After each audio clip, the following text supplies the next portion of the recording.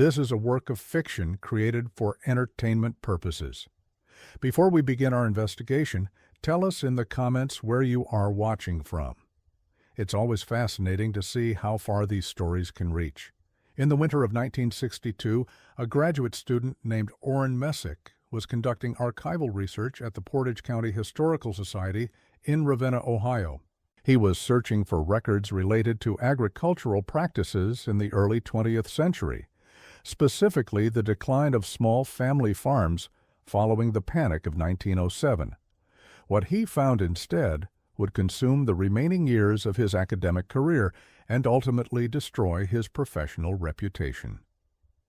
Buried within a collection of municipal correspondence that had been misfiled decades earlier, Messick discovered a series of documents pertaining to a property located approximately 11 miles southeast of the town of Aurora. You are listening to this story locals once called the Chagrin Hollow.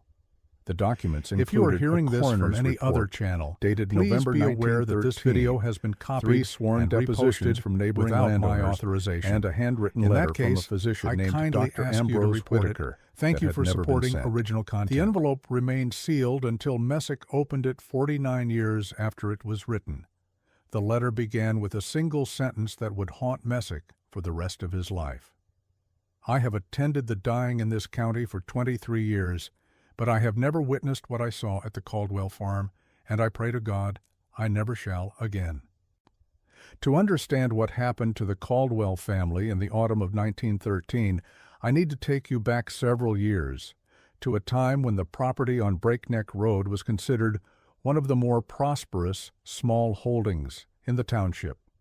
The land had been in the Caldwell family since 1847, when a man named Festus Caldwell purchased 80 acres of partially cleared forest from a land speculator who had acquired it following the forced removal of the Erie people from the Western Reserve. Festus built a modest frame house on a rise overlooking a creek that fed into the Chagrin River, and over the subsequent decades, successive generations expanded both the house and the cultivated acreage. By 1908, the property was occupied by Aldous Caldwell, a man of 52 years who had inherited the farm from his father and his wife, Rosalind, who was 7 years his junior. Aldous was known throughout the township as a capable farmer but a difficult man, prone to long silences and sudden bursts of temper that made his neighbors uncomfortable. Rosalind, by contrast, was remembered as a gentle soul who had once taught piano to residents in Aurora before her marriage. According to the depositions Messick found, the couple had lived in relative isolation for years, rarely attending church services or community gatherings, and receiving visitors only when absolutely necessary. The Caldwells employed a hired hand named Vermilion Goss, a man in his late 30s, who lived in a small outbuilding approximately 200 yards from the main house. Goss had worked for the family since 1901 and was considered by those who knew him to be a quiet, dependable worker who kept largely to himself. The third deposition in the archive was his, and reading it, I could sense the man's terror even through the formal language of the legal transcription. The trouble, according to Goss's testimony, began in late August of 1913. He recalled the specific date because it coincided with an unusually early frost that damaged a portion of the apple orchard on the property's eastern boundary.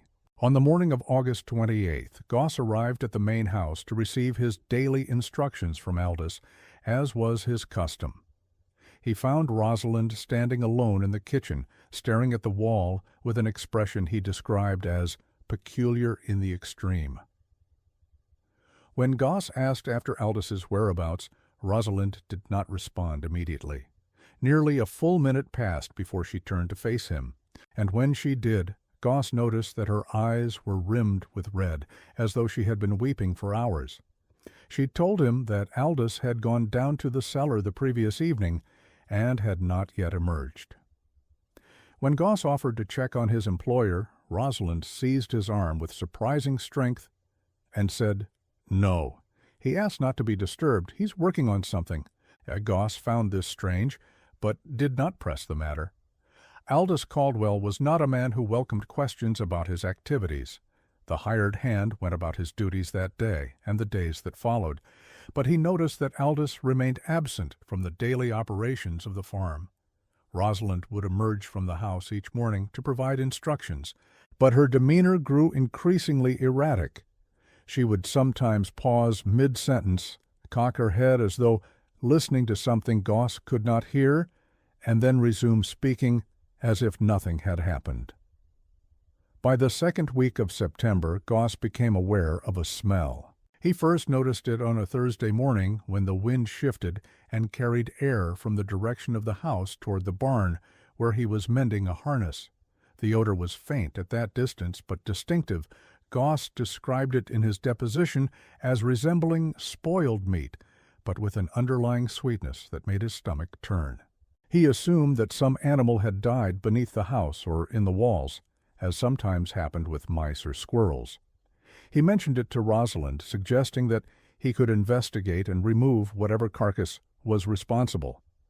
Her response, he recalled, was immediate and forceful. "There's nothing wrong with the house," she said. "The smell comes from the swamp when the weather turns. It always has." This was a lie, and Goss knew it. He had worked on the property for 12 years and had never noticed such an odor. The nearest wetland was over a mile away, separated from the Caldwell farm by dense forest and a substantial ridge. But Rosalind's tone made clear that the subject was not open for discussion, and Goss, dependent on the Caldwells for his livelihood and his home, chose not to argue. Over the following weeks, the smell intensified. Goss could detect it from the barn, from the orchard, from the road when he traveled to town for supplies. He noticed that the few neighbors who passed the property would quicken their pace and cover their noses as they approached. The mailman, a fellow named Clement Dirksen, complained to the postmaster that delivering to the Caldwell farm had become intolerable. According to Dirksen's own statement, included among the documents Messick found, the stench was so powerful by early October that he began leaving the mail in a box he constructed at the end of the property's quarter-mile drive, rather than approaching the house itself. What strikes me most about the accounts from this period is not the smell itself, but the reaction it provoked in Rosalind Caldwell. According to multiple witnesses, she began appearing in Aurora and the surrounding hamlets with increasing frequency, always impeccably dressed, always wearing a pleasant smile, always insisting that everything at the farm was perfectly fine.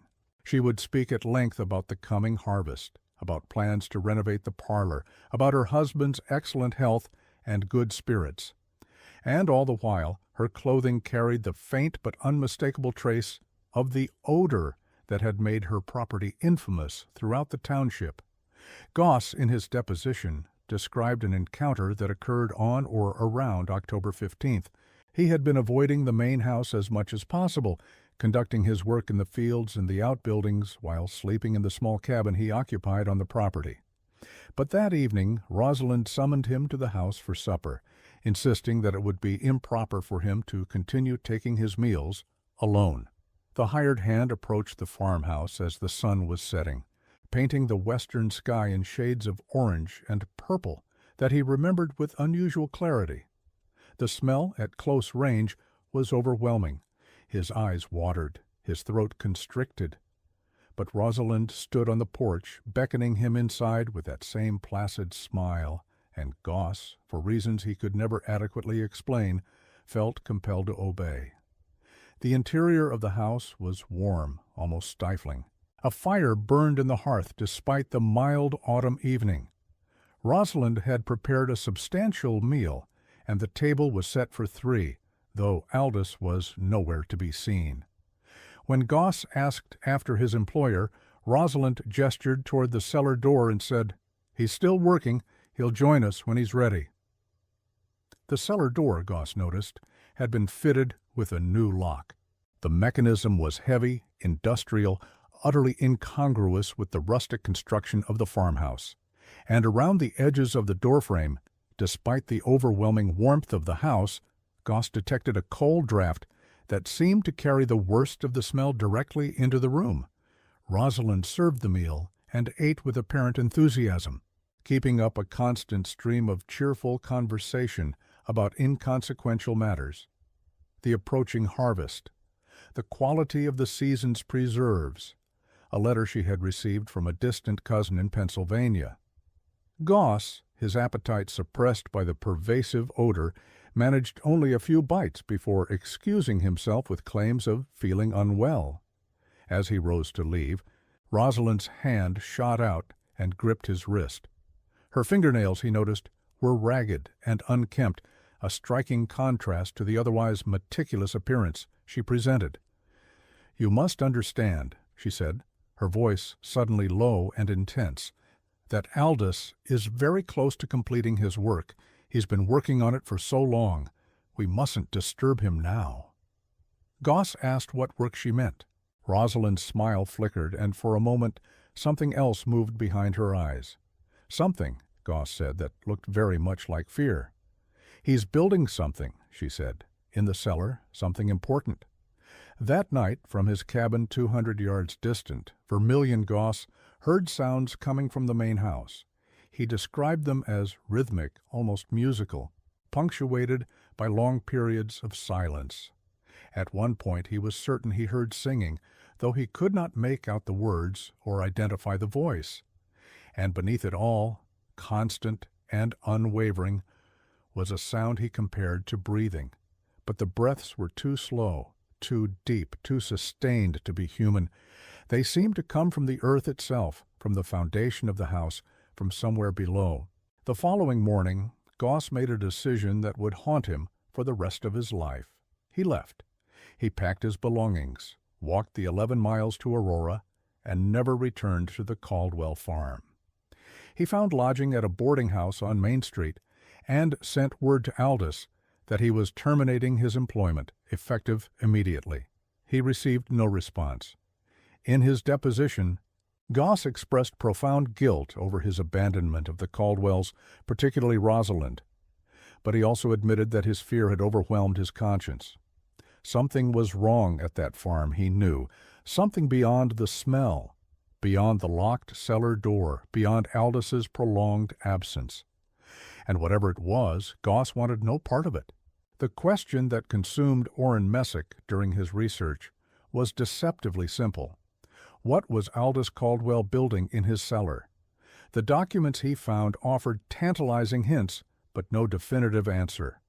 However, cross-referencing the Caldwell materials with other records from the period, Messick discovered a thread that led him in an unexpected direction. In the spring of 1913, several months before the events at the farm began, Aldous Caldwell had made an unusual purchase. According to shipping records preserved at the Cuyahoga County Archives, he had acquired a collection of books from an estate sale in Cleveland. The estate belonged to a man named Cornelius Hapsworth, a minor industrialist who had died without heirs. Hapsworth's personal library was extensive and eclectic, including works on natural philosophy, chemistry, and what the catalog described as occult subjects. I want to be clear about something here. The story I'm reconstructing does not involve anything supernatural. There were no ghosts at the Caldwell farm, no spirits, no magical interventions. What happened there was entirely human, and perhaps that's what makes it so disturbing. Aldous Caldwell was a man who believed he had discovered something profound in those books, something that promised to transcend the limitations of ordinary existence. And, like many men who become convinced they have found hidden knowledge, he was willing to sacrifice everything, including the people closest to him, in pursuit of that belief. Dr.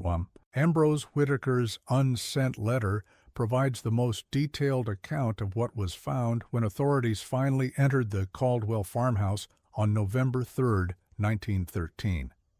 The investigation was initiated by Rosalind's cousin in Pennsylvania, who had grown concerned when weeks passed without a response to her letters. She contacted the Portage County Sheriff, who dispatched 2 deputies to conduct a welfare check. The deputies, Whitaker wrote, were experienced men who had seen their share of death and tragedy in the rural communities they served, but nothing had prepared them for what they encountered at the Caldwell farm. The smell by that point was detectable from nearly half a mile away. Birds had abandoned the trees surrounding the property. The few remaining livestock in the fields had clustered as far from the house as their enclosures would allow. The deputies covered their faces with handkerchiefs soaked in camphor and approached the front door. It was unlocked. The interior of the house showed signs of prolonged neglect. Dust covered every surface. Dishes sat unwashed in the kitchen, crusted with the remains of meals that had been abandoned mid-consumption. Newspapers were stacked by the hearth, their pages yellowed and brittle. But what drew the deputies' attention was the cellar door, still fitted with that heavy industrial lock. The lock, they discovered, had been engaged from the outside. Whoever had installed it had not intended to keep people out of the cellar. They had intended to keep something in. The deputies broke the lock and descended the stairs. What they found, Whitaker wrote, defied easy description. The cellar had been transformed. The walls, originally bare stone and earth, had been covered with hundreds of pages torn from books, all bearing dense text and strange diagrams. The pages had been affixed with a substance that Whitaker, upon later examination, determined to be a mixture of animal fat and something he could not identify. Candles, burned down to stubs, filled every available surface. And in the center of the room, seated in a chair that appeared to have been constructed from disassembled furniture, was Aldous Caldwell. He had been there for weeks, perhaps months. The condition of his body suggested that he had died long before the deputies' arrival, though the precise timing was difficult to establish given the advanced state of decomposition. His hands, Whitaker noted, were positioned as though he had been writing, and indeed, a small table before him held a stack of papers covered in cramped, barely legible script. His eyes were open, fixed on a point on the far wall where a mirror had been hung. The mirror itself was unremarkable. A simple household item, rectangular, with a wooden frame that showed signs of water damage. But the deputies both reported an intense reluctance to look into its surface. One of them, a man named Orville Kenton, stated that looking at the mirror made him feel as though something was looking back. Not a reflection, something else. Rosalind was found upstairs in the bedroom she had shared with her husband. She was alive but unresponsive, sitting on the edge of the bed and staring at nothing. When the deputies spoke to her, she did not acknowledge their presence. When they touched her shoulder, she flinched away but remained silent. She was transported to the county hospital, where Dr. Whitaker examined her. His assessment, recorded in the unsent letter, was both clinical and compassionate. Rosalind Caldwell, he wrote, was suffering from a complete collapse of her mental faculties. She would not speak, would not eat without assistance, would not respond to any stimulus except, occasionally, loud noises, which would cause her to cover her ears and weep. She seemed terrified of silence, as though silence itself had become a source of unbearable dread. When asked about her husband, about the cellar, about the smell that had pervaded the property for months, Rosalind would only repeat a single phrase. "He's still working. He's almost finished." She was transferred to an asylum in Cleveland, where she remained until her passing in 1931. According to institutional records that Messick obtained through considerable effort, Rosalind never recovered her capacity for coherent speech, but attendants reported that she would sometimes whisper to herself, particularly late at night, saying words that no one could quite understand.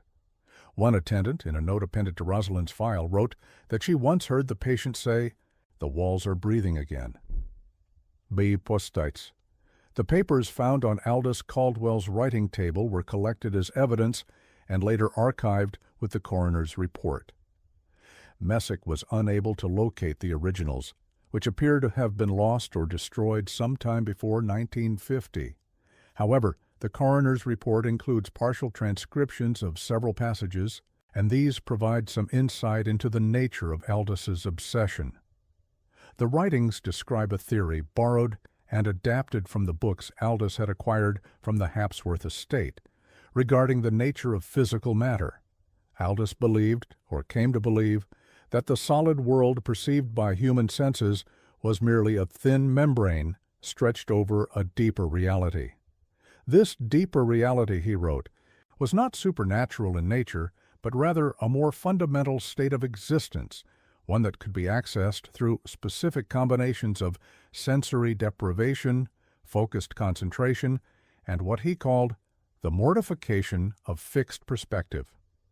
The details of his methodology are unclear, but the general outline can be reconstructed from the fragments that survive. Aldous had transformed his cellar into a space designed to systematically break down the normal perceptions of the person occupying it. The pages covering the walls were arranged in patterns meant to disorient the eye. The candles provided inconsistent, flickering illumination that prevented the brain from establishing a stable visual field. And the mirror, that ordinary household mirror that so disturbed the deputies, was positioned to create an endless regression of reflections when combined with a second mirror, since removed, that had been placed behind the chair. Aldous Caldwell sat in that chair for weeks, perhaps longer, staring into infinity while the house above him filled with the smell of his own decay. And Rosalind, whether out of devotion or terror or some combination of both, maintained the fiction that he was still alive, still working, still close to completing whatever transformation he sought. What strikes me most about this case, what continues to disturb me years after I first encountered Messick's research, is the question of what Rosalind experienced during those months of isolation with her husband's remains. She fed herself, she dressed herself, she maintained enough presence of mind to present a composed appearance to the outside world. But she also believed, or claimed to believe, that Aldous was engaged in important work that must not be interrupted.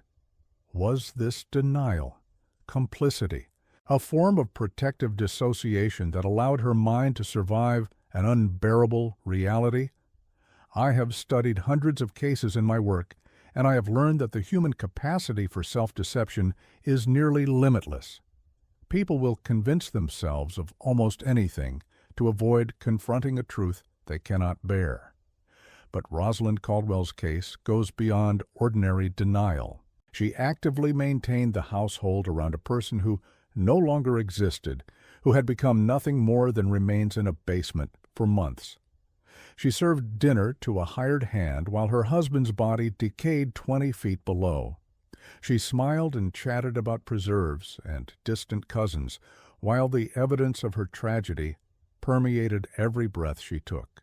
The official conclusion was that Aldous Caldwell had suffered a mental collapse that led him to isolate himself in the cellar, where he subsequently died of self-neglect. The cause of death was listed as starvation and dehydration. Rosalind's condition was attributed to grief and shock. The property was eventually sold to settle debts, and the farmhouse stood empty for several years before being demolished in 1921 to make way for a new owner's preferred construction. But there are details that do not fit this tidy narrative. The first is the matter of the smell itself. According to Dr. Whitaker's letter, the condition of Aldous's body suggested that he had died no more than 3 to 4 weeks before the deputies' arrival. But Vermilion Goss first noticed the odor in early September, nearly 2 months earlier. If Aldous was still alive in September, what was the source of that smell? Whitaker speculated that Aldous might have been conducting experiments involving organic materials, but no evidence of such experiments was found in the cellar. The second irregularity concerns the lock on the cellar door. As I mentioned, it was engaged from the outside, suggesting that someone had deliberately sealed Aldous in the basement. Rosalind claimed during her brief moments of lucidity at the hospital that Aldous had requested the lock himself, that he wanted to ensure he would not be disturbed during his work. But the lock was a recent addition, installed according to hardware store records in late October, weeks after the smell began, and long after Aldous had, by any reasonable estimate, ceased to be capable of making such requests. The third and most troubling anomaly is what Orville Kenton, one of the deputies, reported seeing in the cellar mirror. His official statement mentions only a feeling of unease, but in a private letter to his brother, discovered by Messick in a separate archive, Kenton wrote something quite different. He claimed that when he looked into the mirror, he saw Aldous Caldwell standing behind him, not the remains in the chair. Aldous, as he might have appeared in life, whole and intact, wearing an expression of profound disappointment. Kenton was not a superstitious man. He served as a deputy for another 15 years and never reported any other unusual experiences, but he refused, for the rest of his life, to enter the property where the Caldwell farmhouse had stood, and when his own home was built, years later, he insisted that no mirrors be hung in any room with a chair facing them. Orrin Messick spent 7 years attempting to piece together what happened at the Caldwell farm. He visited the site, which by then had become part of a larger agricultural operation with no trace of the original structures. He tracked down descendants of the neighboring families, most of whom had heard only vague rumors about something terrible that had happened before they were born. He submitted Freedom of Information requests to various government agencies, most of which were denied or returned with substantial redactions. In 1968, Messick presented his findings at an academic conference in Columbus. His paper was poorly received. Colleagues accused him of sensationalism, of straying beyond the boundaries of legitimate historical inquiry into something resembling tabloid journalism. One particularly hostile reviewer wrote that Messick had wasted considerable talent on a ghost story that would embarrass a penny dreadful. Messick's academic career never recovered from this reception. He completed his doctorate but failed to secure a permanent position at any accredited institution. He spent his remaining professional years teaching at a small community college in rural Pennsylvania, where he died of natural causes in 1983. His papers, including all his research on the Caldwell case, were donated to the Portage County Historical Society, completing a strange circle that returned the documents to within a few miles of where they had originated. I discovered Messick's research 3 years ago while conducting my own archival investigation into early 20th century rural life in northeastern Ohio. The Caldwell case was a footnote in a larger project, but it refused to remain a footnote. I found myself returning to it again and again, drawn by the same questions that had consumed Messick decades earlier. What was Aldous Caldwell trying to achieve in his cellar? What did he believe would happen if he succeeded? And what did Rosalind experience during those months of impossible denial, maintaining a household around her husband's remains while insisting to anyone who asked that everything was perfectly fine? I have no definitive answers. History rarely provides them, particularly in cases involving private tragedy and mental collapse. But I have developed a theory, one that I offer not as fact, but as an interpretation that makes sense of the available evidence. I believe that Aldous Caldwell genuinely thought he had discovered a method for transcending ordinary human perception. The books he acquired from the Hapsworth estate were not magical texts, but rather a mixture of philosophical speculation and pseudo-scientific theory that was popular in certain circles during the late 19th century. These ideas propose that consciousness was not bound to the physical body, but could, under the right conditions, detach and explore realities normally inaccessible to the senses. Aldous took these ideas seriously, perhaps too seriously. He constructed his cellar chamber as a kind of sensory deprivation environment, intending to use prolonged isolation and disorientation to induce altered states of consciousness. The mirrors were meant to fragment his visual perception. The papers on the walls, with their complex diagrams and dense text, were designed to overwhelm his rational mind. The darkness, broken only by flickering candlelight, was intended to create conditions under which normal cognition would break down. What Aldous did not anticipate, I suspect, was that this method would work too well. His mind did break down, but not in the transcendent manner he had hoped. Instead, he simply lost the capacity to care for himself, to recognize his own needs, to understand that he was dying of thirst and starvation in a basement decorated with his own delusions. As for Rosalind, I believe she knew the truth much earlier than she admitted. Perhaps she discovered Aldous's condition during those first days of September, when the smell began. Perhaps she descended into the cellar expecting to find her husband engaged in his mysterious work, and instead found something far worse. And in that moment of terrible recognition, something in her mind refused to accept what her senses were telling her. This is not supernatural. It is a documented psychological phenomenon. When confronted with a reality too painful to bear, the human mind can construct elaborate fictions to protect itself.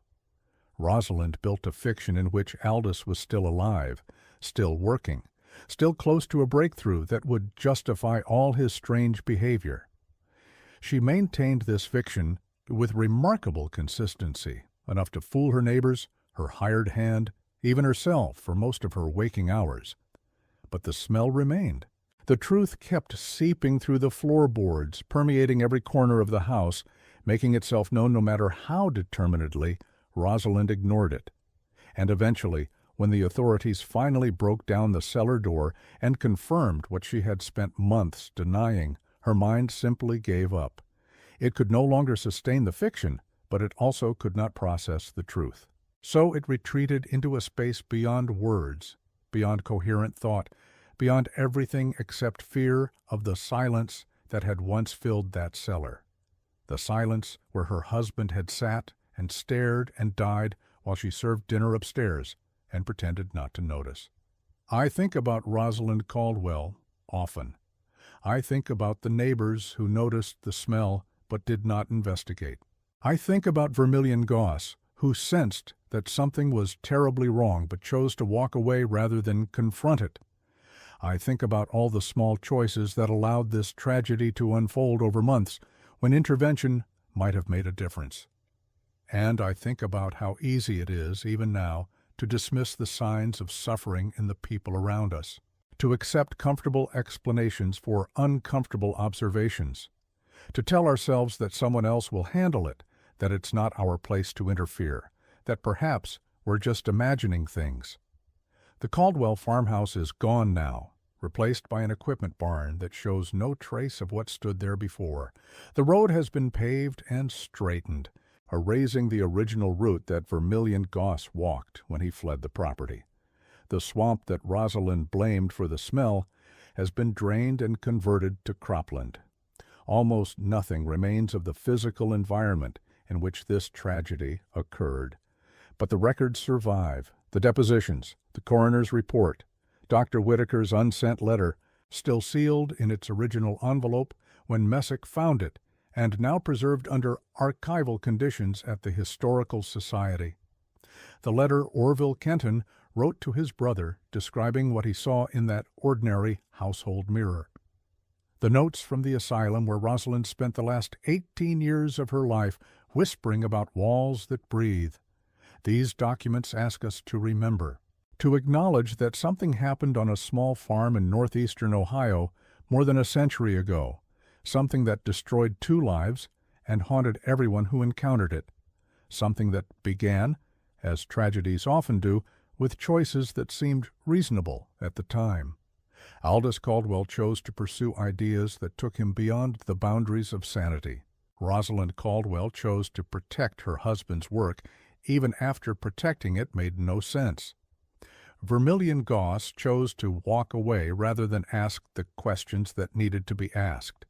And the community around them chose to accept the fiction of normalcy even as the evidence of catastrophe filled their nostrils every time they passed that property on Breakneck Road. As for me, I chose to tell you this story, not because I understand it fully, not because I have solved the mystery at its heart, but because I believe that some tragedies deserve to be remembered. They remind us of what can happen when we ignore the signs of suffering around us, when we accept comfortable explanations for uncomfortable truths, when we choose silence over investigation, fiction over fact, denial over the difficult work of confronting reality as it is. The Caldwell family dismissed the smell. They told themselves it came from the swamp. They told their neighbors there was nothing wrong. And by the time anyone was willing to acknowledge what their senses had been telling them for months, it was far too late.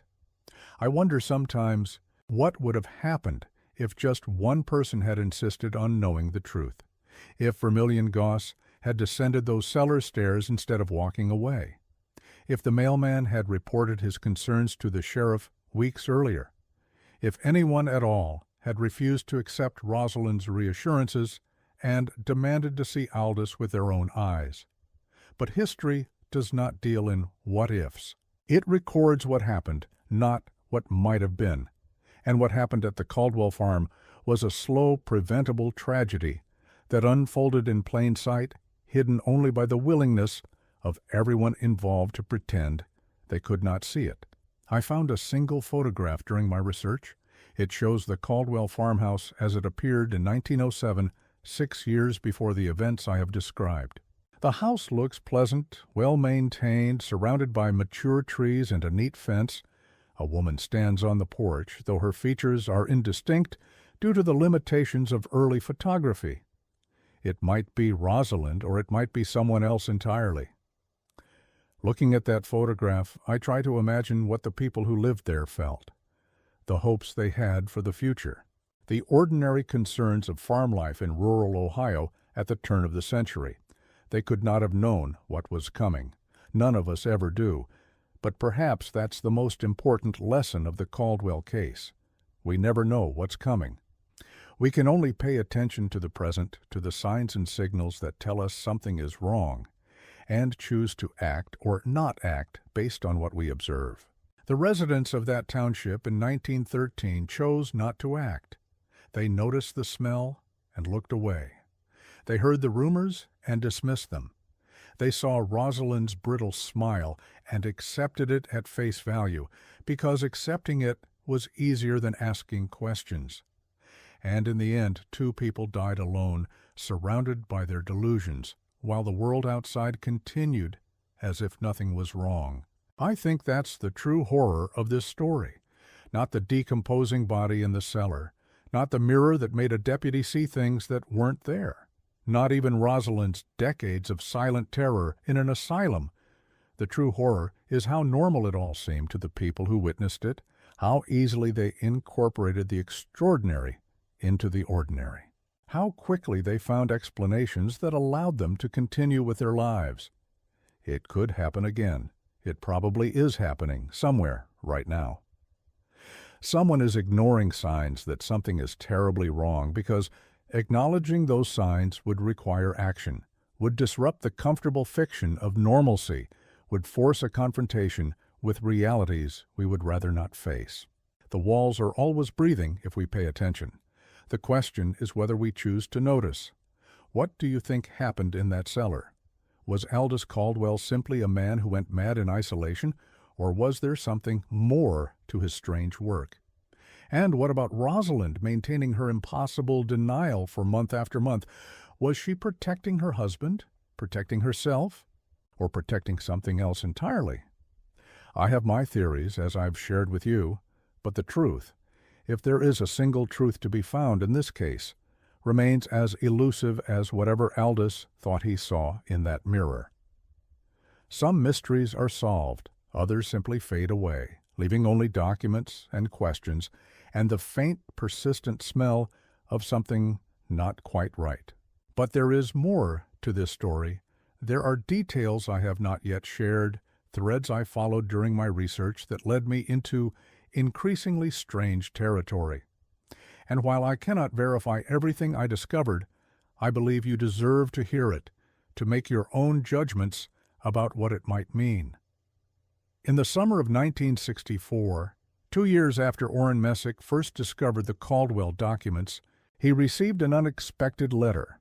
The return address was a nursing home in Akron, and the sender was a woman named Persimmon Dirksen Halstead. She was, it turned out, the niece of Clement Dirksen, the mailman who had constructed that makeshift mailbox at the end of the Caldwell property's drive, rather than approach the house itself. Persimmon was 81 years old when she wrote to Messick. She had read about his research in a small article published in a regional historical journal, and she had something to tell him. Her uncle, she said, had never forgotten the Caldwell farm. He had spoken of it rarely, but when he did, his accounts contained details that had never made it into any official record. Messick traveled to Akron to interview Persimmon in person. The transcript of that conversation, handwritten in his meticulous script, spans 47 pages. Most of it concerns mundane matters, Clement Dirksen's daily routine, the geography of his mail route, the personalities of the various farmers and townspeople he served. But scattered throughout are fragments of something far more disturbing. According to Persimmon, her uncle first noticed something wrong at the Caldwell property, not in September of 1913, but much earlier, in the spring of that year. He mentioned to his wife that Aldous Caldwell had begun receiving unusual packages, heavy wooden crates, shipped from Cleveland and Pittsburgh, and even, on one occasion, from somewhere in Massachusetts. The crates were always addressed to Aldous personally, never to the household in general, and they arrived with increasing frequency as the months progressed. Clement was a curious man by nature. The mail route gave him a window into the private lives of everyone he served, and he took a certain professional interest in the patterns he observed. He noticed that the Caldwell crates bore shipping labels from booksellers, antique dealers, and suppliers of what the labels described as philosophical apparatus. He wondered, but did not ask, what a farmer in rural Ohio wanted with such things. In July of 1913, Clement made a delivery that troubled him enough to mention it to his wife that evening.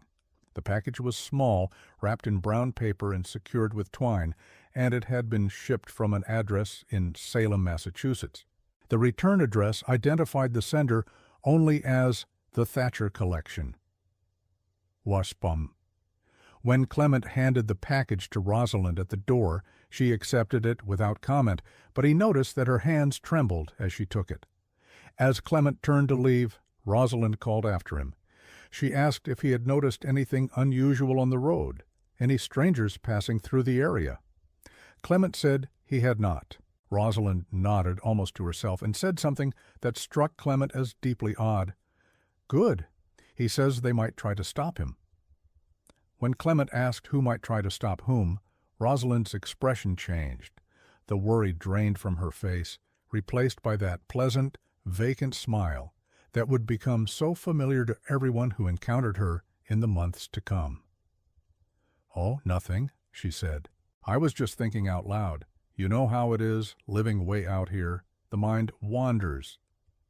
But Clement did not think Rosalind's mind had wandered.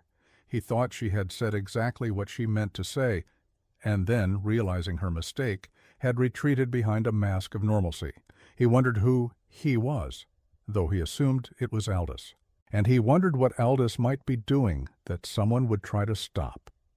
Persimmon's account continues with her father's observations through that summer and into the fall. Clement noticed that the Caldwells stopped attending church services entirely by August, though they had never been regular attendees. He noticed that Aldous was no longer visible in the fields, that only Vermilion Goss and occasionally Rosalind could be seen conducting the work of the farm. He noticed that the lights in the farmhouse burned at odd hours, visible from the road even at 2 or 3 in the morning, and he noticed the smell before anyone else, because his route brought him closest to the property. At first, he attributed it to a dead animal, or perhaps improper disposal of agricultural waste. But as the weeks passed and the odor intensified, he began to suspect something worse. Clement Dirksen was not a man who interfered in the affairs of others. The mail route taught discretion above all else. He was privy to correspondence that revealed affairs, financial troubles, family disputes, and he had learned to observe without acting, to know without speaking.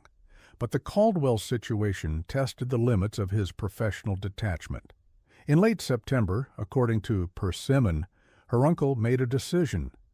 He would speak to Aldous directly, man to man, and determine once and for all what was happening at that farm. If something was wrong, truly wrong, he would report it to the appropriate authorities. But first, he wanted to see for himself. Clement arrived at the Caldwell property on a Tuesday morning, earlier than usual, hoping to catch Aldous before the day's work began. He parked his cart at the end of the drive and walked toward the house, breathing through his mouth to avoid the worst of the smell. The front door was closed, but as he approached he noticed something strange. The curtains in the parlor window were moving, swaying gently as though stirred by a breeze. But the window was shut, and there was no wind that morning. He knocked on the door. No one answered. He knocked again, louder, and called out Aldous's name. Still nothing. He was about to leave when he heard a sound from inside the house, a low, rhythmic thumping that seemed to come from below the floor. It reminded him, Persimmon said, of the sound a washing paddle makes when beating clothes against a rock, regular, persistent, inhuman in its mechanical precision. Clement stood on that porch for what he later estimated was nearly 10 minutes, listening to that sound and trying to decide what to do. He thought about trying the door, which might have been unlocked. He thought about going around to the back of the house, where a cellar entrance provided direct access to the basement. He thought about calling out again, demanding that someone respond. In the end, he did none of these things. The sound, he told his wife, made him feel as though he were not welcome. Not unwelcome in the ordinary sense, not as a trespasser or intruder might be unwelcome, but as though his very presence at that place was somehow wrong, as though he had stumbled upon something that was not meant to be witnessed by human eyes. He left. He never approached the house again, and when the smell became so overwhelming that he could no longer bear to walk up the drive, he built his makeshift mailbox and conducted his deliveries from a safe distance. Persimmon's account raises questions that I cannot answer. What was making that sound? The rhythm she described, regular and persistent, does not match any normal household activity. Was it Aldous engaged in his mysterious work? Was it some mechanical device he had constructed? Or was it something else entirely? Something that defies easy explanation? I have learned in my years of research to be skeptical of second-hand accounts filtered through decades of memory. Persimmon was recounting stories her uncle told her over the years, stories that had undoubtedly changed in the retelling, acquiring details that may or may not have been present in the original events. Memory is unreliable. Narrative is seductive. The temptation to transform ordinary events into extraordinary ones is nearly irresistible. And yet, Persimmon's account contains details that align with the official record in ways she could not have known. She correctly described the industrial lock on the cellar door, though this detail was not included in any published account of the case. She correctly identified Vermilion Goss by name, though he was mentioned only in documents that were not publicly accessible until Messick's research brought them to light. And she correctly recalled the approximate date when her father stopped approaching the house, which corresponds to entries in his delivery log that Messick later obtained from postal archives. Either Persimmon was telling the truth as she understood it, or she had somehow gained access to records that should have been beyond her reach. I believe the former explanation is more likely. The Thatcher collection, mentioned in Persimmon's account of the package from Salem, proved to be another thread worth following. Messick spent considerable effort trying to identify this organization, with limited success. He found references to a Thatcher family in Salem who had accumulated a substantial collection of esoteric texts during the 19th century, but the collection itself had been dispersed following the death of its last owner in 1908. Some items were sold at auction, others were donated to universities and libraries. Still others, according to fragmentary records, were sold privately to individual collectors. Among the items that could not be traced was a manuscript described in the collection's inventory only as the Mirror Treatise, author unknown, approximately 1780, leather binding with brass fittings.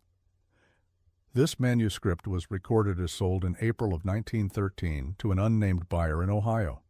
I cannot prove that Aldous Caldwell purchased this manuscript. The records simply do not exist, but the timing aligns with the packages Clement Dirksen observed, and the subject matter, if the title is any indication, aligns with the mirror that featured so prominently in the events at the farm. What was in that manuscript? What did Aldous learn from its pages that convinced him to seal himself in a cellar and stare into infinity until he died? These questions have no answers. The manuscript, if it ever existed, has vanished as completely as Aldous Caldwell himself. But I wonder what it would be like to discover something you believed was a profound truth about the nature of reality.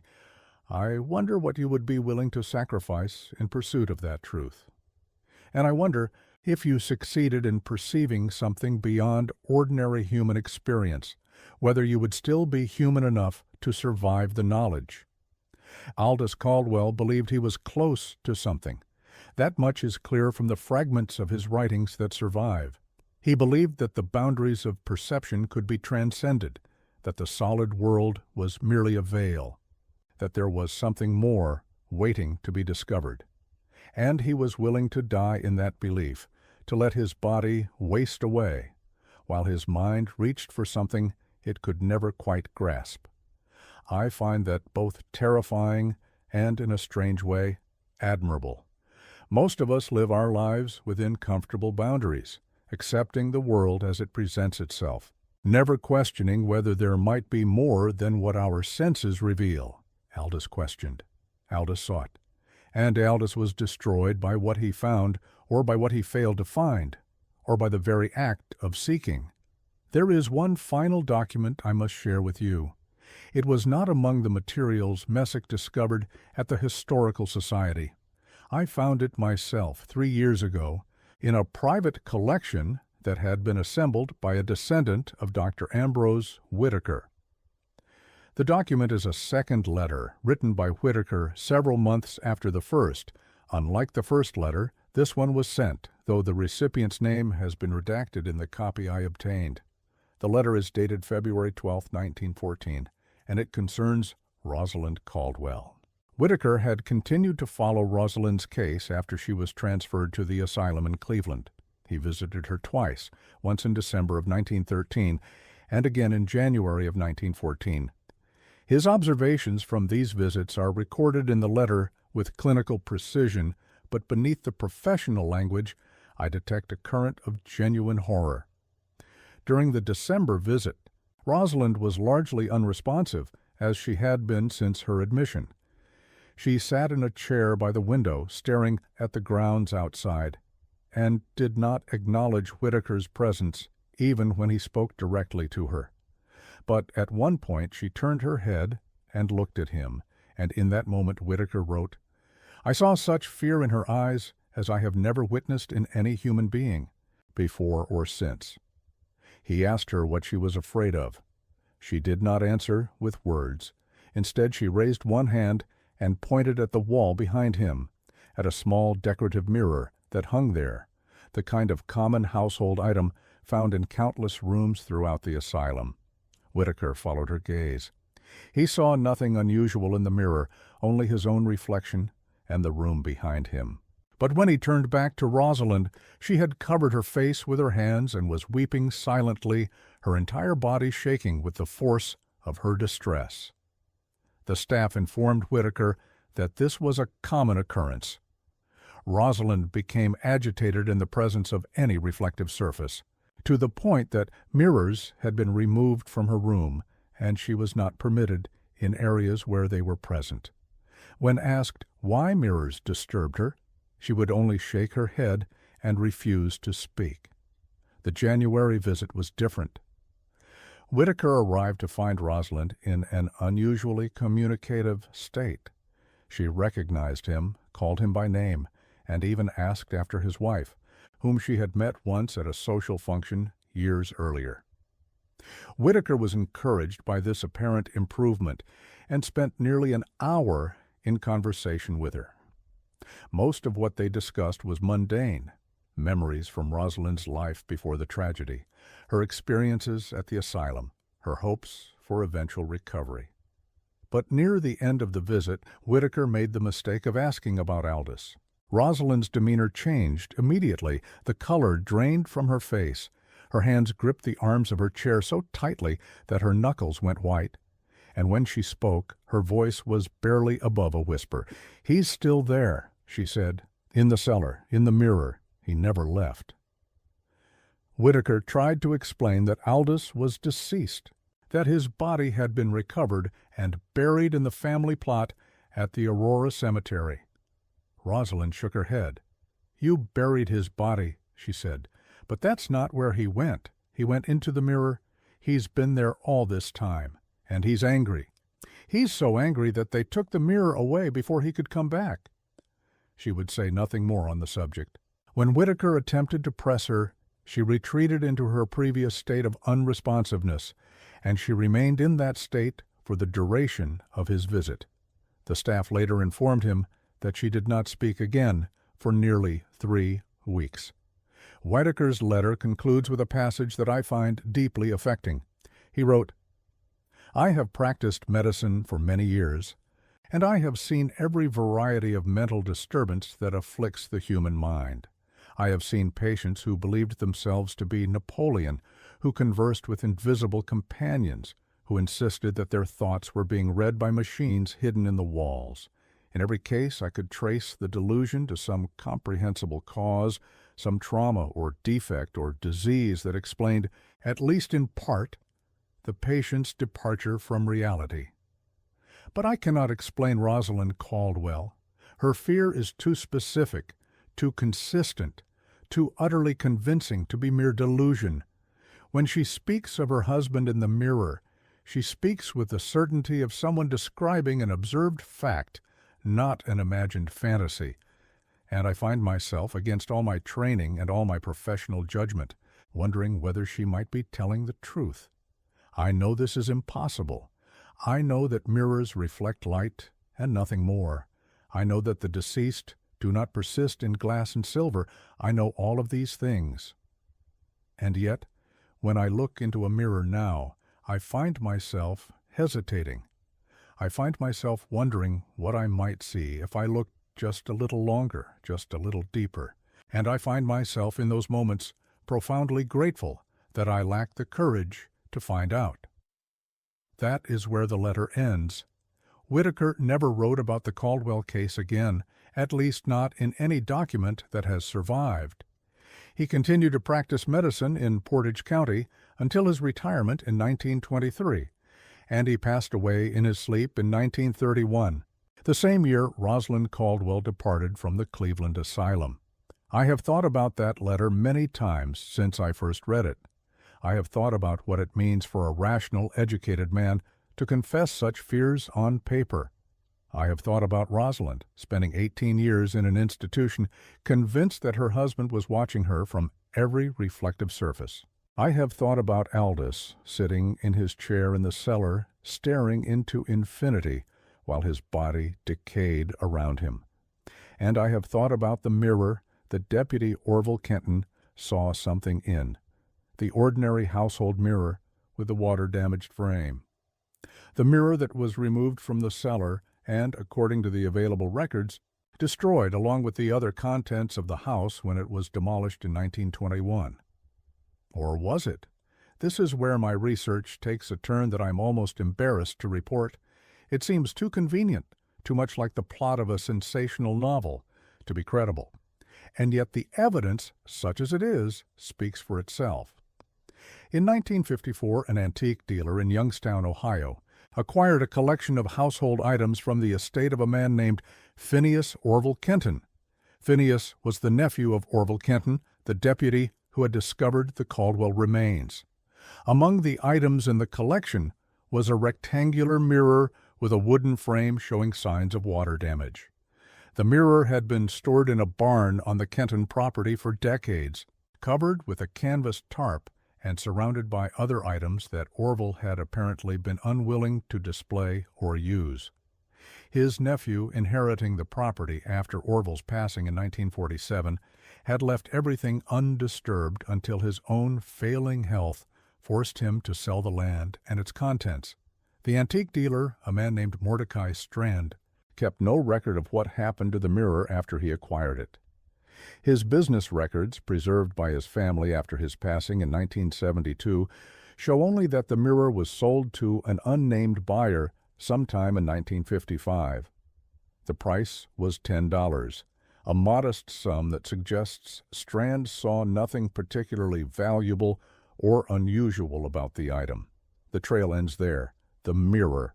If it was indeed the same mirror that hung in Aldous Caldwell's cellar, has vanished into the anonymous flow of objects that circulate through antique shops and estate sales and private collections, changing hands without documentation, existing without history.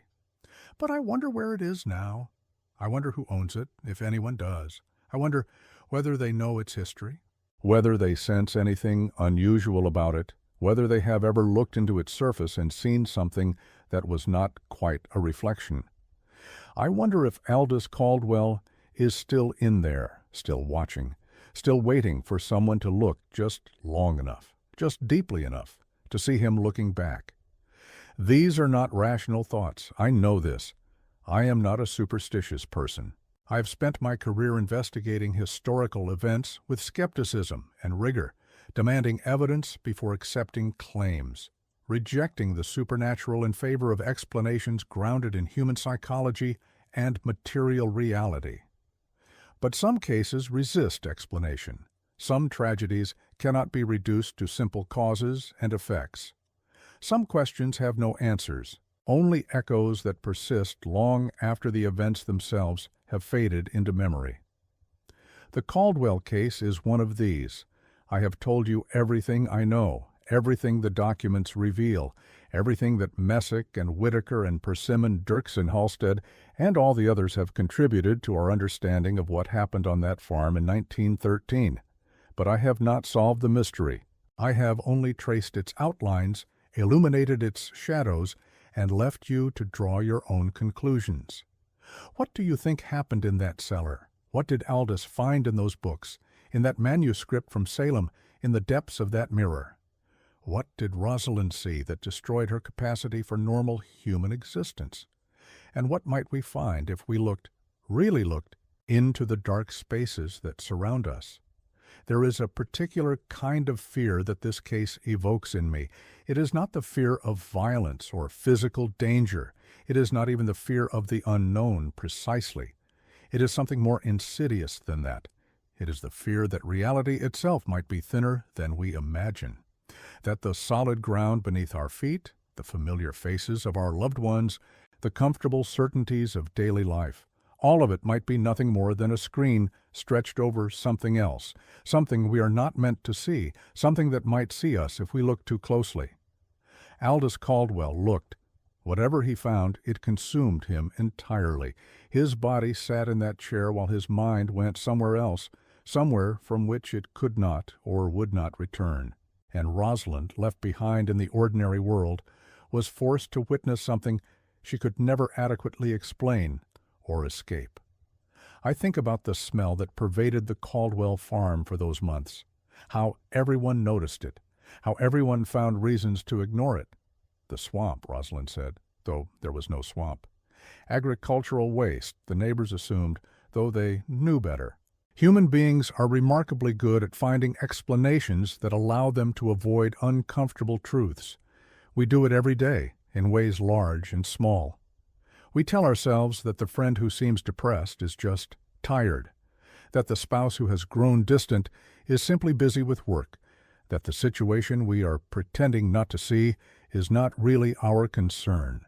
The residents of that Ohio township in 1913 had every opportunity to investigate what was happening at the Caldwell farm. They had evidence, literally, filling their nostrils every time they passed the property.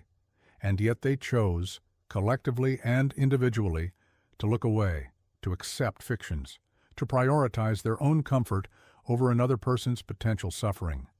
I do not blame them. Exactly, I understand the impulse. Confronting ugly realities is difficult and often costly. It requires courage that most of us, in most circumstances, simply do not possess. But I also cannot help wondering what might have been different if just one person had insisted on knowing the truth. Would Aldous have been saved?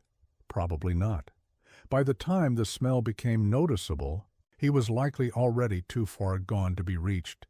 But Rosalind might have been spared months of impossible denial, months of serving dinner while her husband's remains decayed below her feet, months that destroyed whatever capacity for normal human existence she might otherwise have preserved.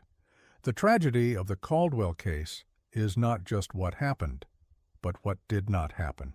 The interventions that were never made, the questions that were never asked, the help that was never offered. It is a tragedy of omission as much as commission, a failure of community as much as a failure of individual minds.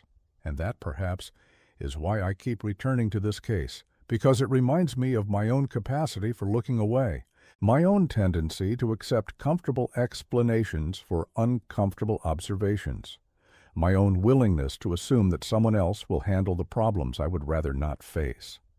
The walls are always breathing if we pay attention. The question is whether we choose to notice. I will leave you with one final thought. In all my research into the Caldwell case, in all the documents and testimonies and archival materials I have examined, I have found only one person who truly tried to understand what happened. Orrin Messick, a graduate student who stumbled upon a mystery and refused to let it go. He sacrificed his academic career in pursuit of answers that remained forever out of reach.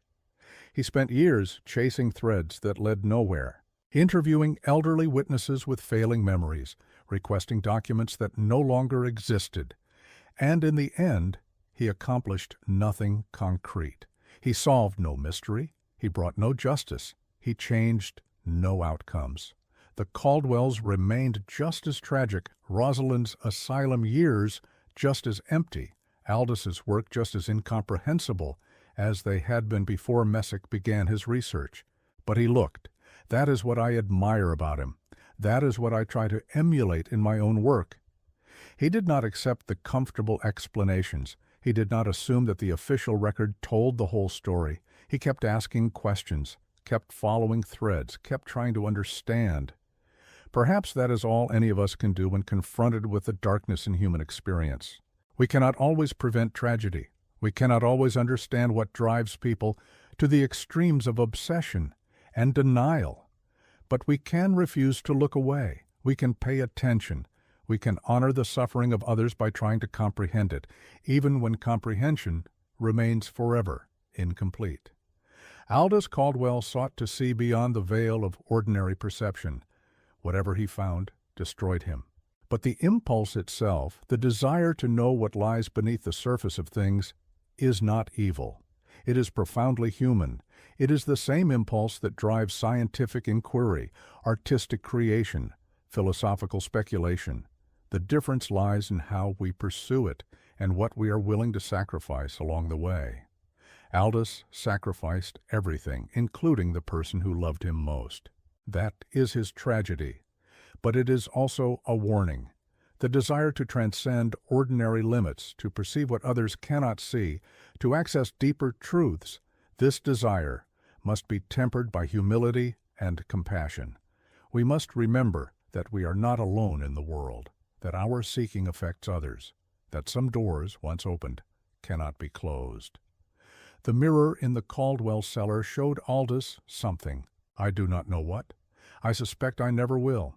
But I believe it showed him a truth he was not equipped to bear, a vision of reality so different from his expectations that his mind simply shattered under its weight. Perhaps there are things we are not meant to know.